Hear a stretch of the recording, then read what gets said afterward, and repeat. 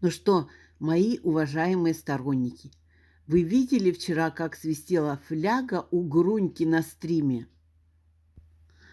Кстати, фляга свистела не только у Груньки, но и у его женушки,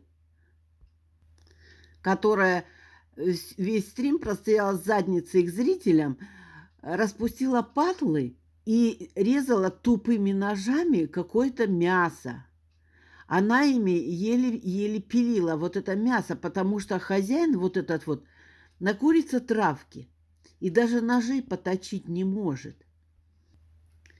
А то, что они накурились травки, заметили зрители, потому что я видела это в комментариях. Говорят, перестаньте курить травку. Там было прямо несколько раз так и написано.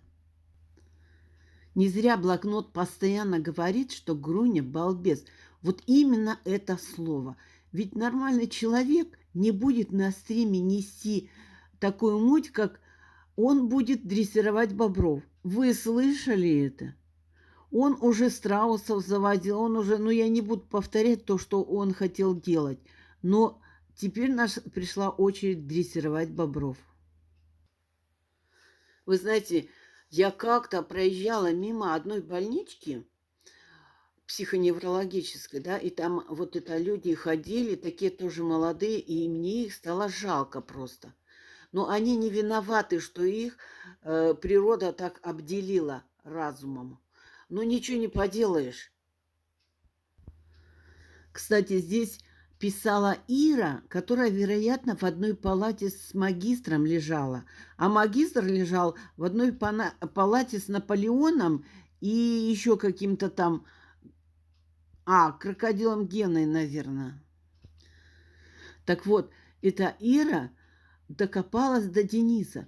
Ей блокнот сказал: да приедь ты, мы тебя посмотрим, мы и сама себя покажешь, и Дениса посмотришь. Приедь. А она задолбала всех уже вот этим Денисом. Вот бедный человек, вроде бы молодая девушка, а кукуха поехала. Но когда зашел Денис, я вообще офигела. Вы знаете, что я вспомнила один очень-очень старый анекдот, когда ездили, международная выставка была причесок на интимном месте женских, которая ниже пупка находится, да.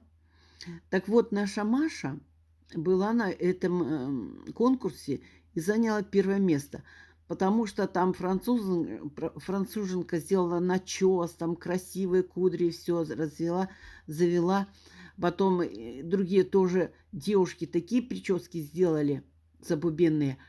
А Маша наша на проборчик волосы разделила и на две стороны распределила их.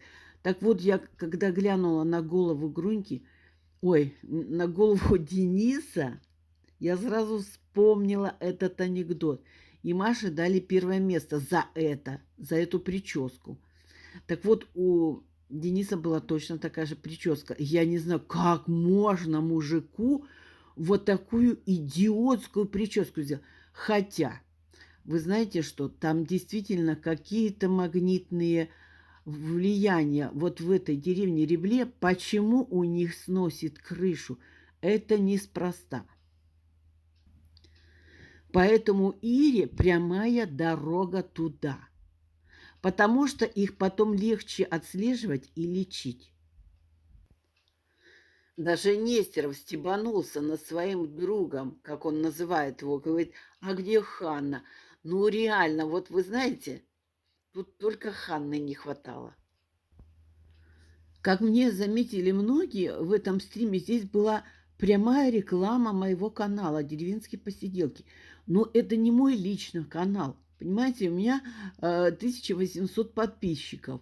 И вот все люди, которые собираются здесь, имеют право высказать свое мнение и высказывают его.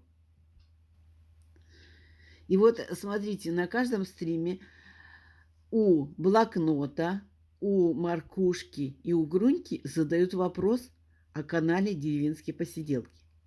И вы заметили, как они по-разному об этом сказали. То есть блокнот это сказал тактично.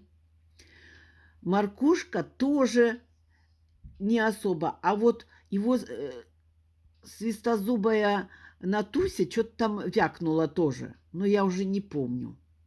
А тут вот эти вот обкурившиеся анаши, ну, а что с них возьмешь? Ну, что с них возьмешь? Их можно только пожалеть. Но когда в комнату вошла мама магистрши, то все сразу заметили, что мама магистрши ее затмила, потому что действительно очень симпатичная женщина. И вот кто мне пишет, что я бабка? Я примерно так же выгляжу. Я выгляжу на 35. Если вы не знали, то вот судя по маме, Ксю, вот я примерно так же выгляжу. И одеваюсь так же. Гораздо лучше, чем Ксю. Хотя пишите, что хотите. Вы знаете, мне все равно. Как-то был стрим у Самвела Адамяна. Его в 12 часов ночи смотрело 15 тысяч человек. Или даже 18, что-то я не помню, давно это было. Вы понимаете, сколько народу? И когда у него вякали вот такие, он им ответил одним словом. Говорит, вы это говорите о себе. Понимаете, вот то же самое Грунько сказал это о себе. Он что-то там сказал, и правильно, это он. Это он свой портрет обрисовал. Но я вам скажу, участники моих посиделок, что мы добились своего. Вы видите, кто ему задонатил? Вот эта Лена, которая 1000 рублей перечислила, это, скорее всего, жена Нестерова. Ну, они как бы друзья, вроде так. А остальное ему перечислили его же родственники. И все. И ни один дурак ему не задонатил ни копейки, потому что мы свое дело делаем. Мы разъясняем людям, кто он на самом деле. А еще, вы заметили, в чем пришел Будулай? В штаны.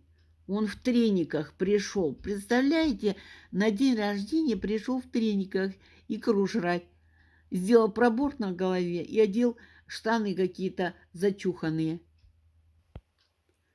Резюмируя сказанное, можно сказать, что стрим из дурдома не удался. Он опять провалился с треском, точно так же, как стрим в Питере. Но туда им и дорога.